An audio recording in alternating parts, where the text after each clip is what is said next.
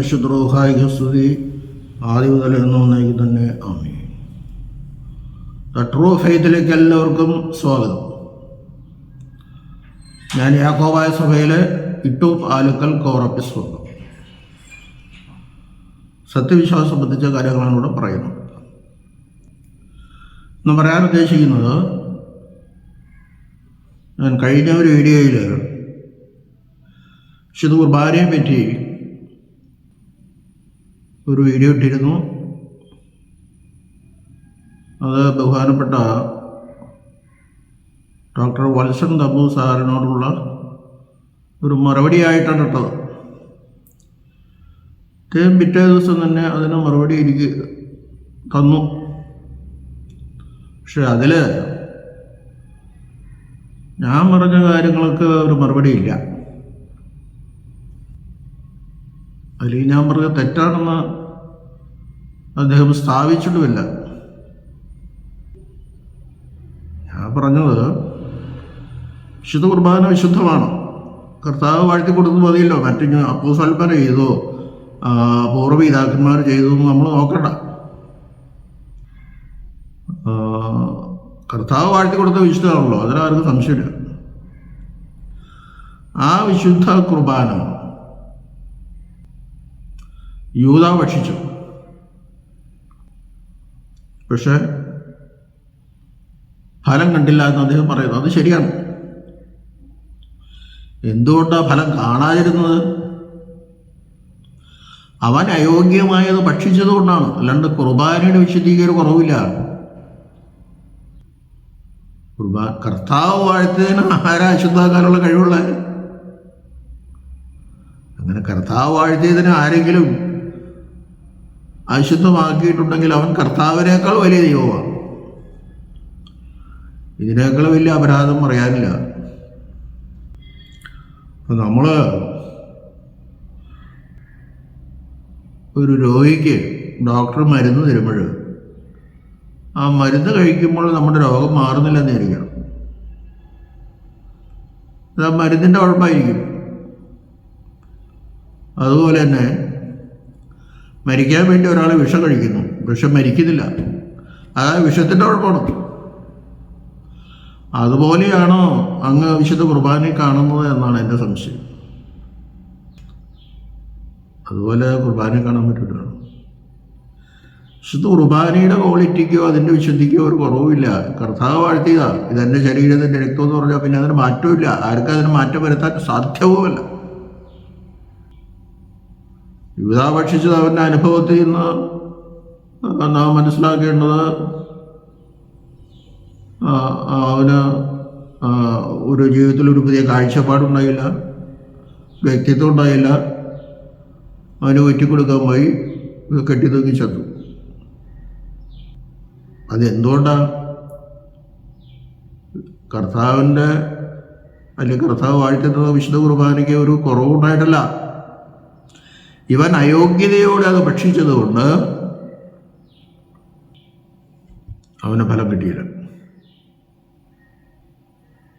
അപ്പം അതല്ലേ അതിൻ്റെ ശരിയായ അർത്ഥം. വിശുദ്ധനായ പൗലോസിലെ 1 കൊരിന്ത്യർ 11-ാം അധ്യായത്തിൽ 26 മുതലുള്ള വാക്യങ്ങൾ പറയുന്നുണ്ട്, അയോഗ്യമായി ഇത് ഭക്ഷിച്ചാൽ അവൻ ബലഹീനനോ രോഗിയോ, ചിലപ്പോൾ മരണം തന്നെ സംഭവിച്ചെന്ന് വരാം. യൂദയെ സംബന്ധിച്ചിടത്തോളം മരണം സംഭവിച്ചില്ല. അതൊക്കെ വിശദമായിട്ട് കഴിഞ്ഞ വീഡിയോയിൽ പറഞ്ഞാൽ ആ ഒരു പോയിൻ്റത്തെ എടുത്തോളൂ. അതിന് മാത്രം എനിക്ക് മറുപടി കിട്ടില്ല. വേറെ 3-4 പോയിന്റ് ഞാൻ പറഞ്ഞിട്ട് 3 പോയിന്റ് കൂടെ പറഞ്ഞിട്ടുണ്ട്.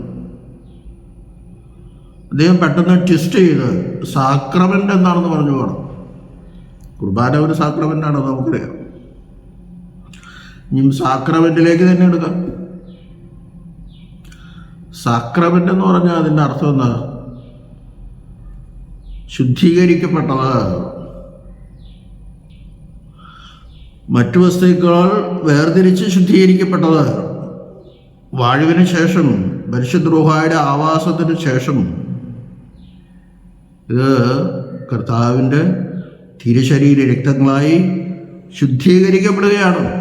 അതാണ് സാക്രമെൻ്റ്. എല്ലാ കൂദാശകളിലും അത് തന്നെ സംഭവിക്കുന്നത്. സാക്രമെൻ്റ് എന്ന് വെച്ചാൽ കൂദാശ. കൂദാശ എന്നുള്ളതിൻ്റെ അർത്ഥം വിശുദ്ധീകരിക്കപ്പെട്ടത്.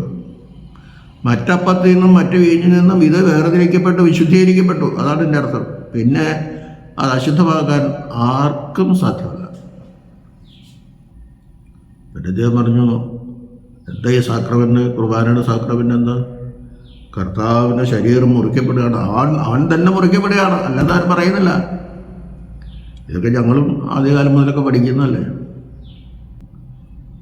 അവൻ സ്വയം ത്യാഗം ചെയ്യുകയാണ്. അത് പോരാ, വാക്ക് പോരാ. അവൻ സ്വയം ശൂന്യവൽക്കരിക്കുകയാണ്. അവൻ ജനിച്ചപ്പോൾ മുതൽ ശൂന്യവൽക്കരണമാണ്. കാലിത്തൊഴുത്തിലോ പറഞ്ഞവൻ, അതൊരു ശൂന്യവൽക്കരണമാണ്. ചുങ്കക്കാരോടും പാവികളോടും കൂടിയാണ് അവൻ അന്ത്യം ഉറങ്ങിയത്, ഭക്ഷണം കഴിച്ചത്. അതൊരു ശൂന്യവൽക്കരണമാണ്. അവൻ ദൈവത്തിൻ്റെ മകനല്ലേ, ദൈവപുത്രനല്ലേ. ഇതിൻ്റെ വല്ല ആവശ്യമുണ്ടോ? മനുഷ്യൻ്റെ രക്ഷയ്ക്ക് വേണ്ടി അവൻ സ്വയം ശൂന്യവൽക്കരിക്കപ്പെടുകയാണ്. പഴയ നിയമ പെസഹ പൂർത്തിയാക്കി പുതിയ നിയമ പെസഹ എന്ന വിശുദ്ധ കുർബാന സ്ഥാപിക്കുന്നതിന് മുമ്പ് അത്താഴത്തിൽ നിന്ന് അവർ എഴുന്നേറ്റ് മേൽവസ്ത്രം മാറ്റിവെച്ചു. യഹൂദന് രണ്ടങ്കി ധരിക്കാം, ഒന്ന് ഉള്ളങ്കി ഒന്ന് മേലങ്കി.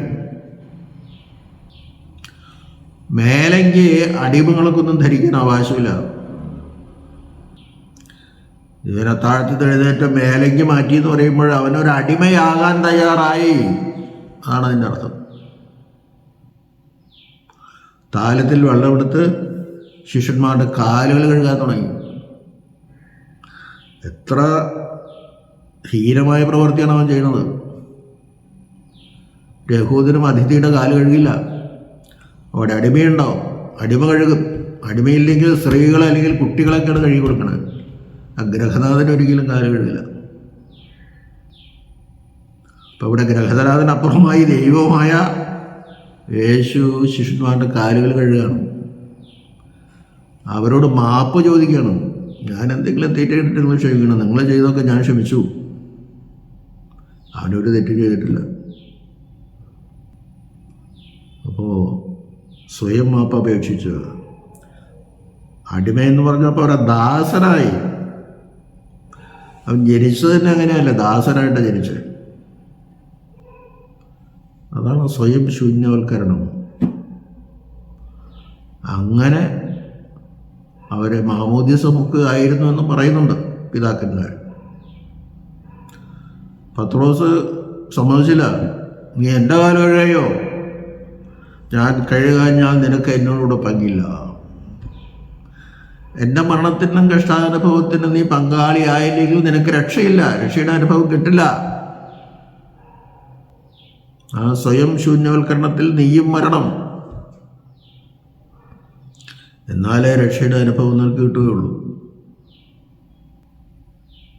യൂദ അങ്ങനെ വന്നില്ല. പത്രോസ് അടക്കം പറഞ്ഞു, എങ്കിൽ എൻ്റെ കാല് മാത്രമല്ല കയ്യും തലയും കൂടി കഴുകണമെന്ന് പറഞ്ഞു. അതുപോലെ കുളിച്ചിരിക്കുന്നവന് കാല് കഴിയാൻ മതി. അപ്പം അവിടെ ഒരു മാമോദിസ മുക്കി വിശുദ്ധ കുർബാനയുടെ മഹത്തരമായ സത്യങ്ങൾ അവരെ പറഞ്ഞ് മനസ്സിലാക്കിയിട്ടാണ് അപ്പോൾ മീഞ്ഞെടുത്ത് വിശുദ്ധ കുർബാന സ്ഥാപിച്ച് അവർക്ക് കൊടുത്തു. അപ്പം അവിടെ ഇനി സ്വയം നുറുക്കപ്പെടാൻ പാടാം. നാളെ നിങ്ങൾക്ക് വേണ്ടി നുറുക്കപ്പെടുന്ന എൻ്റെ ശരീരം, നാളെ നിങ്ങൾക്ക് വേണ്ടി ചൊരിയപ്പെടുന്ന എൻ്റെ രക്തം, അത് വളരെ വളരെ വ്യക്തമല്ലേ? അതിന് കൂടുതൽ വിശദീകരണം വേണ്ട. അങ്ങ് വിഷയത്തിൽ നിന്ന് ട്വിസ്റ്റ് ചെയ്ത് പോകണം, അതാണ് എനിക്ക് വിഷമം. ഞാൻ ചോദിച്ചതിന് മറുപടിയും തന്നില്ല. എല്ലാ കൂദാശകളും ശൂന്യവൽക്കരണമാണ്. കർത്താവ് ശൂന്യവൽക്കരിക്കപ്പെട്ടത് കൊണ്ടാണ് 7 കൂദാശകൾക്ക് അർത്ഥം വരുന്നത്. അല്ലേതിന് അർത്ഥമില്ല. അത് എന്നേക്കാൾ കൂടുതലൊക്കെ എനിക്കറിയാലോ. അങ്ങ് പറയും, ഞാൻ തോൽക്കാരല്ല, മറ്റുള്ളവർ ജയിക്കണമെന്ന് എൻ്റെ ആഗ്രഹം, ഞാൻ തോൽക്കാൻ തയ്യാറാണ്. അങ്ങ് ഒരിക്കലും തോൽക്കരുത്, അങ്ങ് ജയിക്കണമെന്നാണ് എൻ്റെ ആഗ്രഹം. അങ്ങ് തോൽക്കാതെ ഇതിനൊരു മറുപടി വേണമെന്ന് ഞാൻ പറഞ്ഞു. ഇപ്പോൾ ഒരു മനുഷ്യൻ മരിച്ചാൽ പാപപരിഹാരം കിട്ടില്ല. പലരും യേശു ദൈവമാണ് എന്ന് സമ്മതിക്കാൻ തയ്യാറല്ല. അല്ലെങ്കിൽ ദൈവമാണെങ്കിൽ തന്നെ കുരിശിൽ മരിച്ചത് ദൈവമല്ല, മനുഷ്യരാണ്. അങ്ങനെ പല സഭകളുടെയും വിശ്വാസമേ. ഒരു മനുഷ്യൻ മരിച്ചാൽ എന്താ പ്രയോജനം? ഈ പാപമില്ലാത്ത മനുഷ്യൻ മരിച്ചാലും പ്രയോജനമില്ല.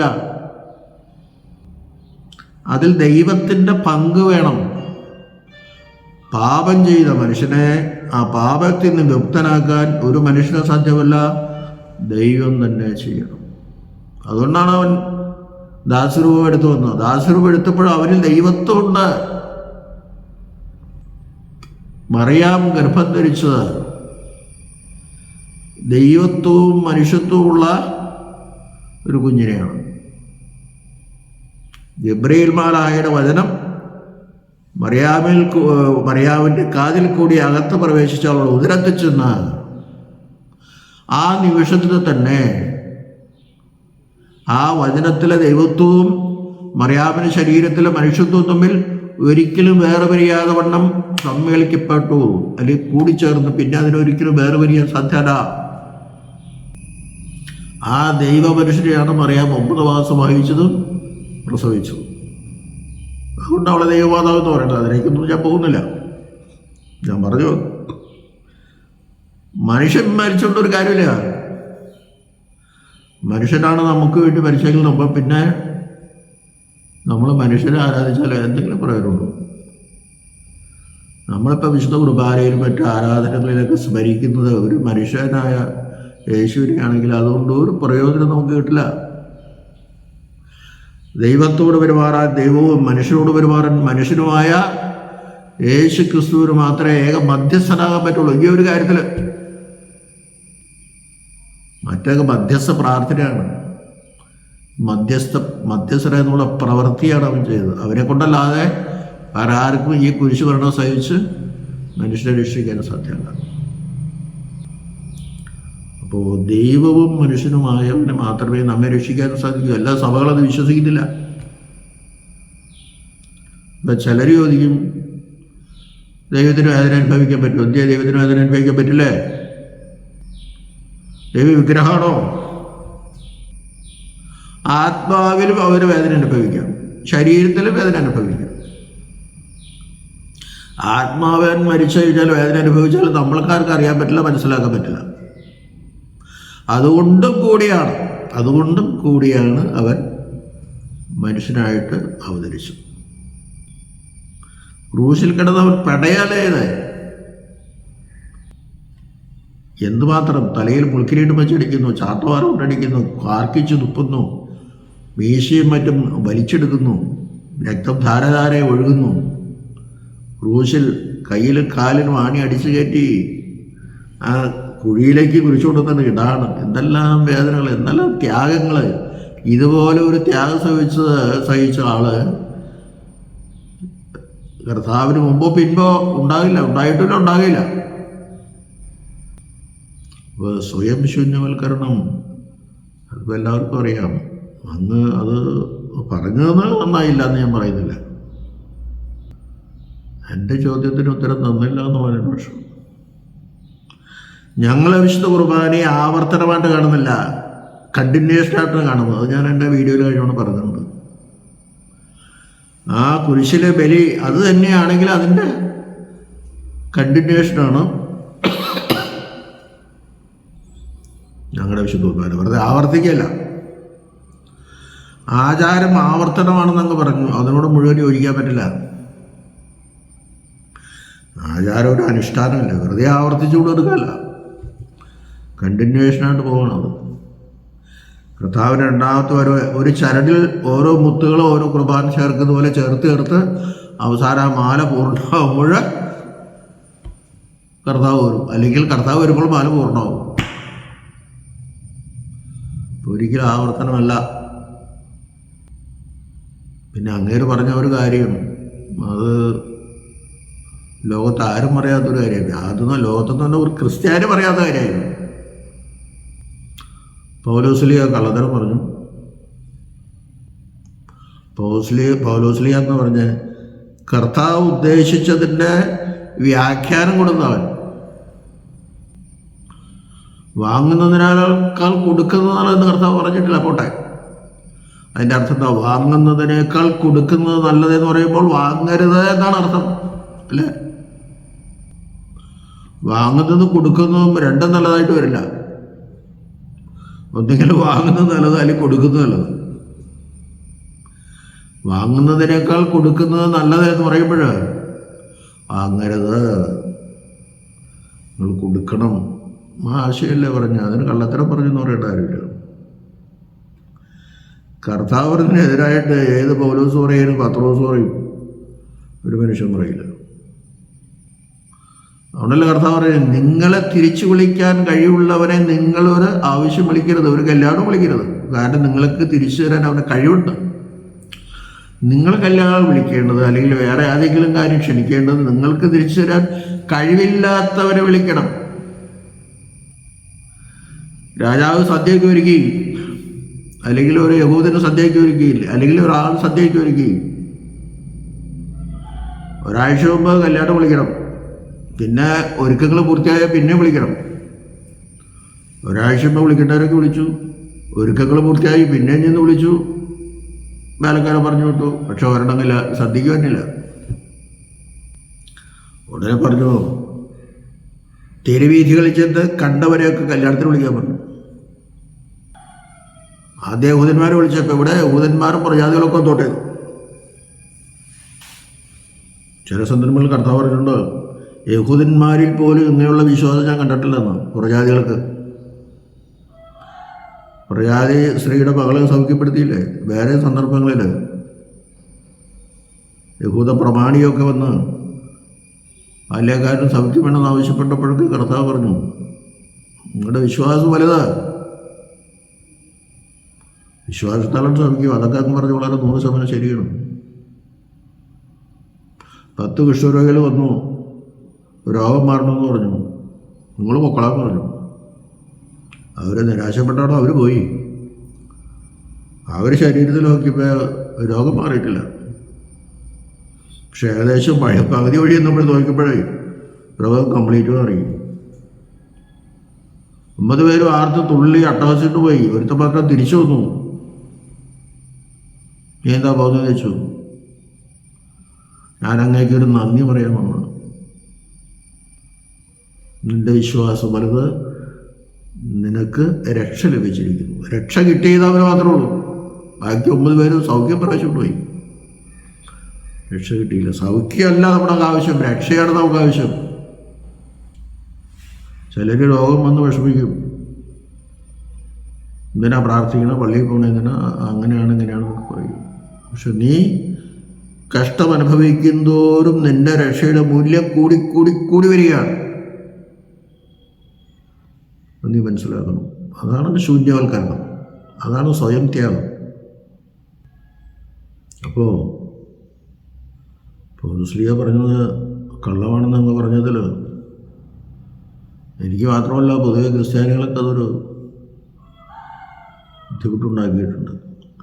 അക്ഷരത്തെ അങ്ങനെ പിടിക്കുന്ന, അക്ഷരമല്ല പിടിക്കുന്നത്, എൻ്റെ ഉള്ളിലുള്ള ആശയത്തെ. അങ്ങ് ഇതിൽ പറഞ്ഞില്ലേ, ഞങ്ങൾ വിശുദ്ധ കുർബാനയിൽ പറയുന്നത് കടങ്ങളുടെ പരിഹാരത്തിന്, പാവങ്ങളുടെ മോചനത്തിന് നിത്യജീവനം. ഞങ്ങൾ പറയുന്ന പാപങ്ങളുടെ മോചനം കിട്ടിക്കഴിഞ്ഞാൽ ബാക്കിയെല്ലാം റെഡിയായി. പിന്നെ വ്യക്തിത്വം ഉണ്ടായി, കാഴ്ചപ്പാടുണ്ടായി, അവൻ്റെ ജീവിതം മാറും. പക്ഷെ പാപം മോചിച്ച് കിട്ടാതെ അവനൊരു കാര്യമില്ല. അതുകൊണ്ടാണ് കുമ്പസാരം നടത്തുന്ന ഒരുക്കത്തോടു കൂടി ഇത് ഭക്ഷിക്കാവൂ. അല്ലാതെ ഭക്ഷിക്കുന്നവന് ഫലമില്ല. അത് കുർബാനയുടെ കുറവല്ല, അതിൻ്റെ ക്വാളിറ്റിയുടെ കുറവല്ല. അവൻ അയോഗ്യമായെന്നുള്ളൊരു വാക്കൊന്നും അങ്ങ് ഉപയോഗിച്ചില്ല. ആ വശത്തേക്ക് അങ്ങ് തിരിച്ചു പോലുമില്ല. ഞാനിത്രയും പറഞ്ഞെന്ന് മാത്രം. നമ്മളുള്ള സ്നേഹബന്ധത്തിനോ ആത്മബന്ധത്തിനോ ഓരോ കുറവില്ല. ഇത് വിവാദന തർക്കിക്കാനോ അല്ല. മറ്റുള്ളവർക്കും സംശയങ്ങളുണ്ട്. അതുകൊണ്ടത് ഒന്നും കൂടെ ഞാൻ അവിടെ പറഞ്ഞെന്ന് മാത്രമേ ഉള്ളൂ. ദൈവം നമ്മെല്ലാവരെയും അനുഗ്രഹിക്കട്ടെ.